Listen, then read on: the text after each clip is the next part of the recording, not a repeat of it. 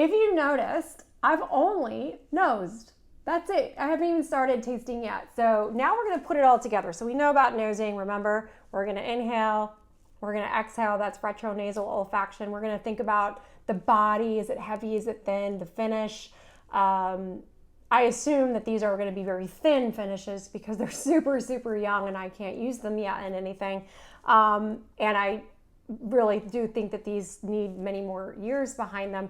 But it is nice to see what I'm looking for or hoping not to find, which of course I didn't because we have a great team. I don't want any off notes. What is an off note to me? Well, for our whiskey, if I notice some like rubbery or egg, those would be sulfuric notes, which might be fine in some whiskeys. I talked a little bit earlier. Sometimes some of that sulfur finds its way into sherry style whiskeys, like whiskeys that have been finished in sherry casks. I don't want that in these whiskeys. That is not what we're doing here.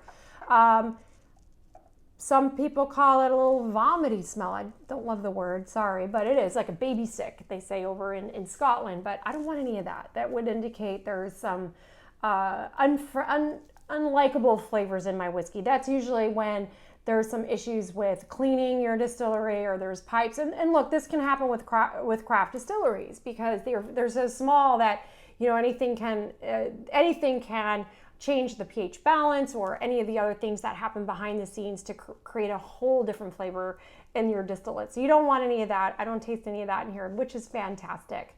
Actually, well, these were done at a large distillery, so you wouldn't find some of those kinds of faults, although you can.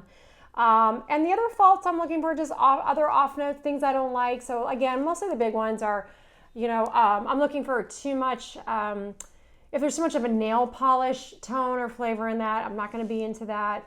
So these are the type of things I'm looking for the off notes. And you can do that too in your whiskeys. I like to think that most big whiskeys that you buy on the shelf have already gone through this process behind the scenes so that you're not going to be nosing and tasting any of those off notes. But that's the point of having some experienced team is you really want them to understand where the notes are going wrong, if they're diverging in that cast, to make some changes right away. So if any of these did have a problem, I could call the team and say, hey, listen, there's something happening here. Go back and find out, you know, where in the process we're seeing some issues. And of course, because I work with somebody like Marlene and Jordan, they would catch that before it comes to me, before, you know, kind of final and blending and seeing how things go. So back to nosing and tasting. Now I'm going to taste and put it together.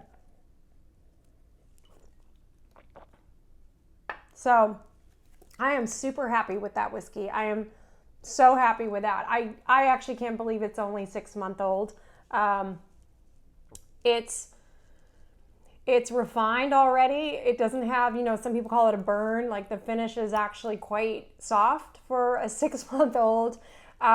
We have a lot of flavor in development. So I'm getting that nice vanilla. I'm getting the florals out of there. I'm getting, enough complexity. So a lot of times when craft distillers or young whiskey makers, they just start out like you just get like a big vanilla bomb or a big wood bomb. That's not what I'm looking for. I want to get over time.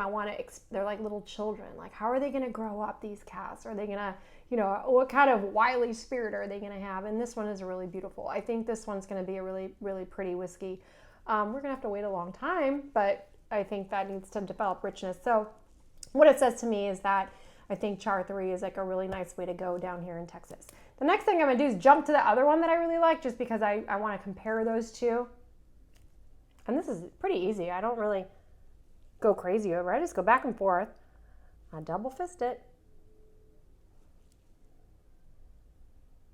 So this one, and I don't remember which one was the barrel proof. That one does have a much more ethanol in it, and that would make sense. So this is a richer, a lower barrel entry proof will usually tend to give a much richer, much deeper spirit. This is 115, so a little bit less.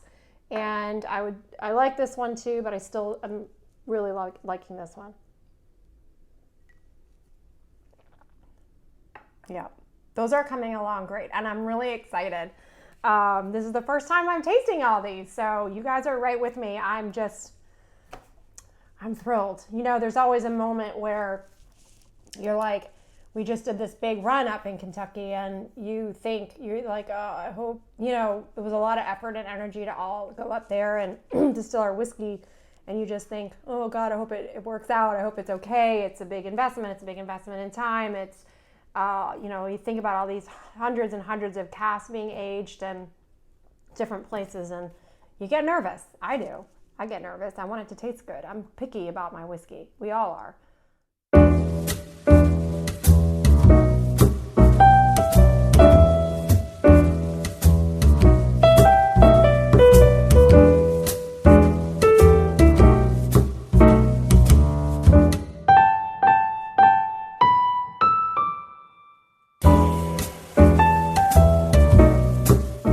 Now this is the one that's char 4, and this is 110. So we've got two things going on here. Char 4, our rich or deepest char level, and we have 110 barrel entry proof. I'm getting really technical, I know, but this is just what's going to happen today. So I'm building my descriptors again.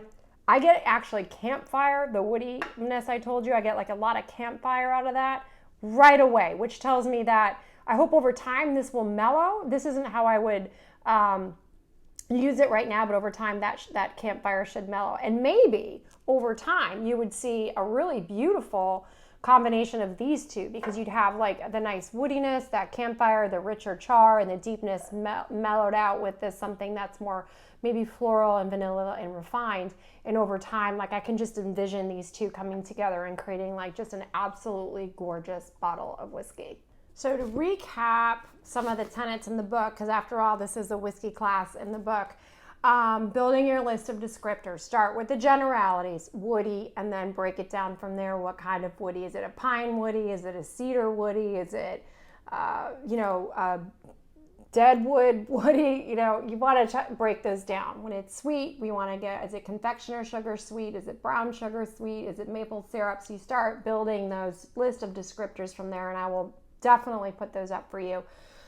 We talked a little bit about how you can manipulate flavor based on the cask size, based on ABV and barrel fill, and of course char levels and terroir. So we talked a little bit about that. And then how we line up our whiskeys in a tasting. So 1 through 4 or 1 through 6. I wouldn't go more than 6. And then just getting that intuitive feel. Do I like it? Do I not like it? And that's very, very simple. And then, of course, the evaluation of the nosing and tasting, which we got a little bit more technical this class, but go back to classes 1 through 4, and you're going to be reminded of retronasal olfaction, the inhalation, the exhalation, how does it feel in your mouth, what's the finish, and then, of course, pulling that all together and the flavor and the development of your whiskey in your mouth. So that's what today's class is, pulling it all together. What you're going to do now is pick 1, 2, 3, or 4 whiskeys or gins or vodkas and do the same thing. Go through these, get your intuition, get your, just block out all that chatter and just say yes or no, and then start narrowing it down from there. I like it, and then comparing those. And blind is always best. When you don't know what you're nosing and tasting, it's always the most fun.